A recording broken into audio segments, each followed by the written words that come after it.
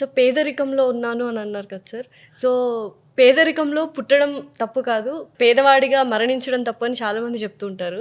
So పేదవాడిగా ఉన్నప్పుడు ఇంతటి సామ్రాజ్యాన్ని నేను సృష్టించాలి అని ఎప్పుడైనా అనుకున్నారా? నువ్వు ఇంతటి సామ్రాజ్యాన్ని నిర్మిస్తారంటే, నేను సామ్రాజ్యాన్ని నిర్మించలేదు. సామ్రాజ్యం అంటే ఒక భారతదేశం సామ్రాజ్యం, శ్రీకృష్ణదేవరాయలది ఒక సామ్రాజ్యం.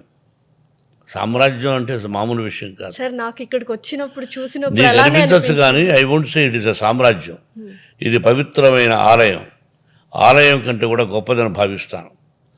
ఆలయంలో రికమెండేషన్ ఉంటే భగవంతుడు దర్శనం ఇస్తారు. ఇక్కడ రికమెండేషన్స్తో లోపల ఎంట్రీ లేదు. వాడికి బాగా మార్కులు వచ్చుండి వాడు if is a fit join అవుతారు.